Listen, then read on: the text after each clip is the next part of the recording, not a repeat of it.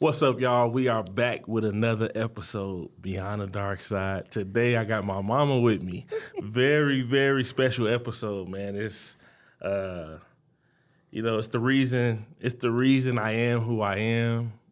Me, my brothers. She did a great job raising us, so I think it was only right to get her to come on the show and kind of speak on, just speak on like raising us and.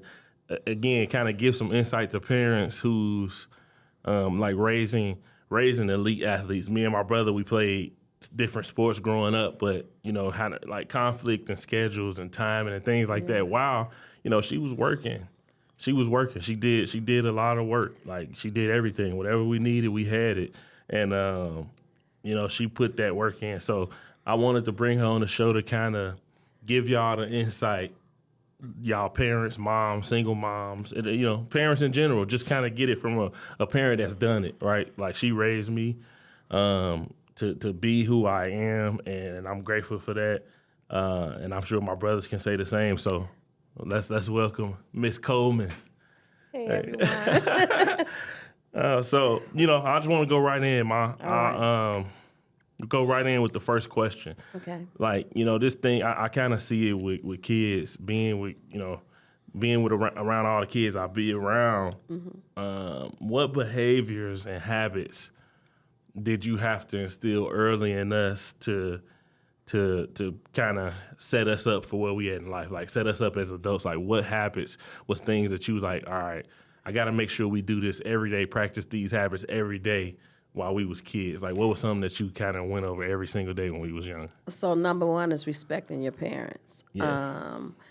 If they tell you to do something, they shouldn't have to tell you once or twice. Just do it the first time. My kids knew, and I didn't have to do a lot, just speak to them, and I spoke life into my kids. So with that being said, I'm proud of all my babies. I call them my babies, although they're still grown, but I spoke life into my kids, and so I want them, as they are now with their own kids, they're speaking life into their kids. Yep. No, that's right. That's correct. I definitely, I can attest to that. That's truth. Like, every step of the way, like, my early journey, like, my brother Dame, he was always the one, like, out of all of us, he was always the one that had it. Like, from day one, he was making teams. He was playing basketball, playing football. He ran track. He could have played any sport. He was that type of athlete. For me, I was like a late bloomer. Like, I wasn't making teams. Like, I think my first sport was football when I was in fourth grade. I played for the Cougars, Country Club Hills Cougars with Coach Cole and all them, right? I wasn't good, but like my mama, she would come watch a practice, make sure I got my helmet, my cleats, my pads, and she just like, you gotta just keep going. You gotta keep going. At the time, Dame I don't think he ever played for the Cougars. No. He was one that was just like, he didn't really, he just bust out on the high school scene and was just cold. But for me, it was like, I need to get out there and like try stuff, but I just wasn't athletically ready. Like 9 years old, I think. I just didn't have the athletic ability that I grew into. My body, I was real like slim. You know what I'm saying? Like I just didn't have the factor that a lot of other kids had naturally. So like with that being said, my mama would always be like, you got it, you gonna be great, you gonna be this, you gonna be this, you just gotta keep working, gotta keep working. Mind you, this like what? 2000, 2001. Yeah. Ain't trainers. Like, we didn't have Instagram. Wasn't Instagram trainers. It was just like, you got to work, get a ball, go to the park, play outside, play with kids. Now, I was always an outdoors kid, so that's where it kind of kicked in. Like, just go outside and be a kid. Just put the work in, but she always spoke life into me that because I easily could have just flipped the switch and was like, nah, I don't want to do sports. And then in that same year, that's when I picked up a basketball. That's right. I always was playing basketball though. Yeah. Like basketball for us in Chicago, that was like second nature. Like you just did it. It was always a rim somewhere to go hoop at. But basketball was something I always did. So I did have a little athletic, but she was the reason that kept me going. I was cut from teams. I didn't make a middle school team. I didn't make a team without paying to play. So, like, all that rec ball, all that, when we was going to play there at the rec center, that was paid to play. Like, I had to pay to play in them leagues. I wasn't making teams. So, I was getting cut in 6th grade, 7th grade, 8th grade. She constantly like, just keep going. Okay. It's all right. You got it. Just keep going, right. keep going, keep going. So she did. She spoke life into us, and I think it kind of translated well because we do the same with our own children. No matter what they go through, just keep lifting them up and being positive rather than just being a dad that's like always yelling and upset about it. Like you just every small, even if it's a small win, every win is a win. Yes. So. No, that leading to my next question. Now, what was the hardest part of supporting an elite child? So, like at this point, elite child, because Dame hit high school before me, so like that's when he hit the ground running. He was freshman year. He was already in track. He was playing basketball. He was already 3 sports as a freshman. Most people ain't doing that. He was really good at 3 sports. And then you had me who was like, I was doing rec level stuff. So how did you kind of navigate like his practices and my recreational stuff and your work life all in one? So I made it happen. Yeah. One would have a game at one school, and I leave there and run to the other school. So I was like doing a lot of back and forth, but I was there, and I believe that an elite parent, an elite kid will come out of that. Yeah. I mean, I believe that parents need to participate, even screaming on the sideline. Even if Marky didn't score a basket, I was there for my baby. If Damien scored 10 baskets, I'm there for my baby. And I just believe that a parent, no matter what, don't down them. Just always be positive and speak, like I said, life into them. So that's what I believe. But I never missed a practice. I never missed a game, ever. No, she didn't, and I can say that. And that's a question. Like now, as a dad, I always be like, running this program, running Nike Dark Side. Do I get tired? I wake up, Zai got training. He'll have a morning training. Zane got training, and Zane will have practice. Zai got practice. Now Zeke is starting. Yeah. It's like how I do all this stuff without being burned out. And I just always remember, like, man, I think I just seen this kid Malachi Tony from number 10 on Miami. He actually playing in the college championship game. He said, man, if my mama can do it, my mama did it, I think I can too. And that's how I felt about how I just go about life, like I think I experienced as a child just watching a lot of adults in our life. Even my older brother, like my oldest brother, he didn't play sports like me and Dame did, but he was working. Like, Tudor was working. Like, when I was, like, in 4th grade, he had 2 jobs. Remember, he was at Keebler working somewhere else. Like, he was always working. Worked at Cook County, yeah, too. he worked at the county. It's like, he was different in that way, where he had a mindset to, like, do something elite. And it showed me at a young age, like, man, all right, well, yo, bro is right here. Like, he working.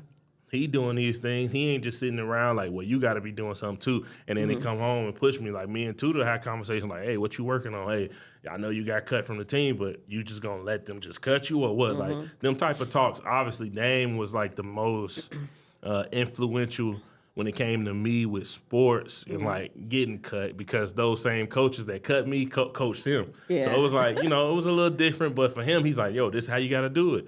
When you coming into high school, you can't do this. You gotta do this. And then I got right in the Hillcrest and boom, made my first team ever.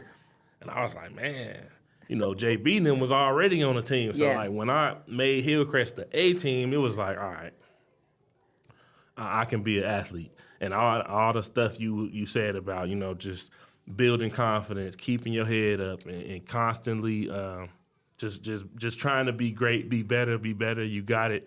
That stuff paid off. It paid off, and I think showing you even if you was burnt out, you never showed it. And I think that was like for me, like man, you got to get up and keep going, bro. Don't you make can't me cry. you can't keep going. You got to keep going. You can't let up. That's what I meant. You can't let up. You can't quit. You cannot do those things because it's you know what I'm saying. It's always gonna be another opportunity, and I keep that in mind. So let me see my next question. My next question is what we kind of talked about, which is interesting because we really didn't have trainers, but I do remember interactions with coaches. Yeah. What boundaries did you set with coaches and trainers or other parents to protect your child's development and mental health, which is a topic now with mental health being what it was like back in the 2000s. We wasn't talking about mental health, but now, Yeah. you get it. But like, what boundaries did you set with coaches? So Like, what was the for you? What was like no go? You not you're gonna do this? not going to cuss out my child. You're not going to make him feel less than. You're not going to put your hands on them. You're not going to mistreat them, because if you do, we're going to have a problem.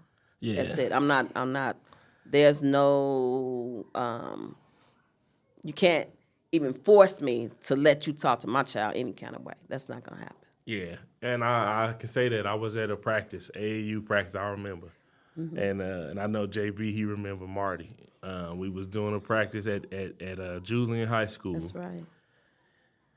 And anybody y'all dudes and from Chicago, y'all see this. Y'all know Marty. Marty was, I mean, he was a great coach. I'm gonna say great coach. When it came to ball, he knew ball.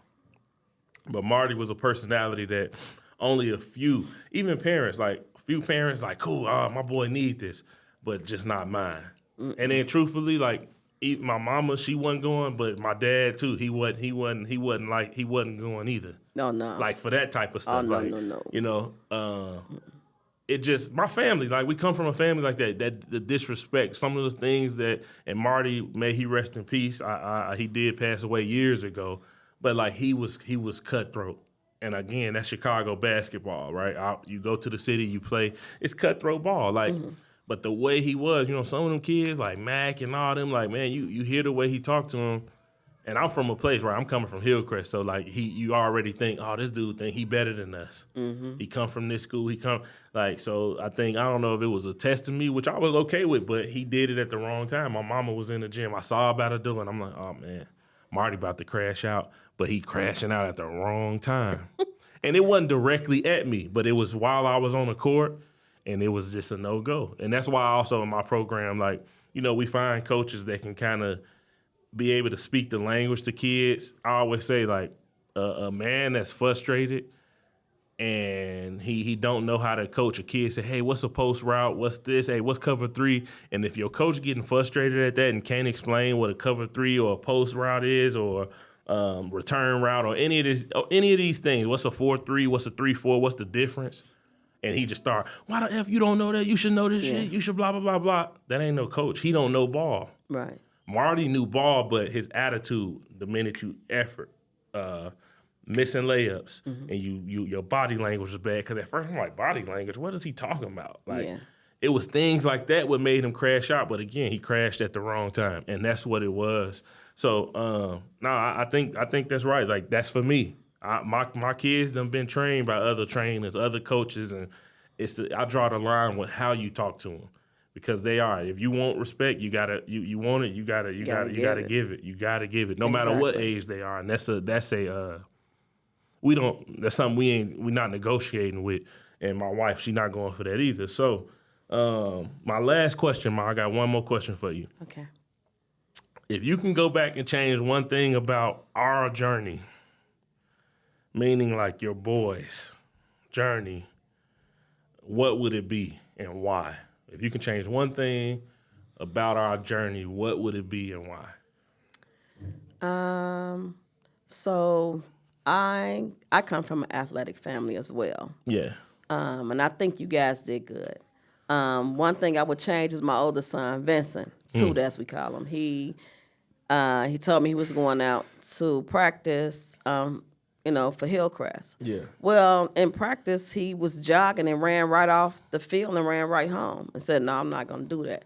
I wish I would have forced that onto him more, because that boy got a 3-point shot like no other. Yeah, he do. He's athletic, but I wish I would have just forced him. Not forced it on him, because you know, like again, like Bolo with the rim in the background. We always had basketball in the family. Football was something we did in the neighborhood because we come from we not in Vegas, so like it's plenty of grass, real grass, like open field. So we gonna play football, but. Yeah, like Tudor, Jamel, all them, Riddell, JJ, they was hoopers. Like, these dudes was older than us. They was at all the top schools, HF, Eisenhower. I don't even know what school Riddell was going to in the city. What school was he going? What? I don't remember. But he had every school in Chicago wanting him to come play there. But Right. these was the dude tutor. These was our older cousins and Older siblings generation, yeah. who kind of laid the foundation for what like me and my brother Dame was able to do. But yeah, I think if you had him, if he was just locked in a little bit more, that's all it was, because he was at that age. Yeah. I mean, in the early 2000s, to be a teenager, I mean, it was everything. You know what I'm saying? Like they had everything that they reach. So he could have did anything he wanted. But yeah, he was another great athlete, which kind of I think pushed me and Dame, because we couldn't get in their session. So we was like, all right, we're gonna figure it out on our own. And then now it's like, and I saw what Dame did, and like for me, that just pushed me even harder. Like I gotta be just like my brother or better or whatever. Like I gotta at least live up to the standard, because he could have went to any school. I feel like Dame could have played a running back Anywhere. at any school in the country, like any school. And I think that you guys, I'm proud of all of you guys, but as far as the athletic part, I'm real proud of Dame, because he's into it with like his kids. He's at practice. He's going hard with them. Hey, you gotta do this to this, whatever. Just like you are with your children. I'm just so proud of my son. I think that's the ultimate reward. Like we use our experiences to like mold and shape. I tell Zot and them, like, man, I already know it. You've been playing football since you was 4. I didn't really pick up a real ball. By the time I was your age, like you already got a name for yourself. I didn't make a name until maybe I left Hillcrest. I think when I got to college, I got my first newspaper article, like first accolade, making all conference. Like I was a late bloomer. Like, but as far as I'm concerned, you was the best when you couldn't do anything. Yeah, you my mama. You gonna say that, but the best. No, I know, but really, like that's. I tell them, like Zane, even Zeke is further along than I was. He's already 5 years old. He done played in 2 tournaments. He got a championship already. Yeah. Like he already got the championship mindset. Like, Dad, when can I do it again? Yeah. When can I do it again? Yeah. Like, excited about it. They done played on NFL fields. Like I wasn't touching that type of stuff. And for me, I think they going in the right direction. And it's all a testament to how we grew up. Yeah. Your mamas, your parents. So all parents that's watching this, I think it's really important that y'all just kind of look at the grassroots of everything, go back to square one. Don't worry about a program. Don't worry about winning, losing. Like, worry about the development. It started at home. And if you ain't going to be elite at home, you can't expect Coach Smith to make him elite in a 3-day practice. You only got him for 2 hours a day, 1 hour a day. Like, so it started at home. Elite parents. If you're going to say, oh, he an elite player, well, you got to be an elite parent. You got to be there for him. You can't just drop him off. It ain't daycare. It's not, hey, get out the car, little Johnny, run to practice. I'm going to go to the store real quick. I'll be back. That ain't how it works. If a kid, putting the battery in the kid back is when he see his dad there the whole time. All right, my dad right here. And another thing that I did, I remember I joined the Booster Club. Yeah, you did. I joined the Hillcrest after working overtime. I was doing 12 hours a day. She was coming in and dropping. Now, y'all know, if y'all know my mama, y'all know that food. Y'all know about that food. That's a whole nother conversation. But she was dropping the food off for the Booster Club, donating not plates, but trays of food. The banquet. She was taking care of all that. Yeah. She was really involved, like heavily involved in the process. And I think that's part of it. Like, parents, don't be afraid to get outside y'all. Don't say, oh, I'm just a parent. Like, talk to the coaches. Like, it ain't, and I ain't saying we talking to coaches. I never encourage parents, because this never happened. This a thing that I don't. I've had to remove people from my team for this. Don't come to me to try to, hey, I want to be friends with the parents so my son can play. Oh, I'll offer you this much money so my son can play. We don't do those type of things, but you have to be present, meaning like break down the barriers. Like if you think you're an introvert, go talk. You have to be present to be present. Yeah, you do. That's a great point. You got to be present to be present. I think a lot of people that go over their head, and I say it all the time, your best ability is your availability, not I don't care how much money you got, or he got the best cleats, or he got, like, if your parent is, and that goes for parenthood. I'm not even talking about the player. I'm talking about the mom, the dad. Like, if you're there, if you're available for your kid, that's the best thing you can do for them. And that's the bottom line. But real quick, before we go, Ma, I gotta ask you this. This is not nothing to do with football. This is not even a real question that I had. What is, because they want to know this. They're gonna see this. What's the secret behind these sandwiches? Like, people like to eat these sandwiches.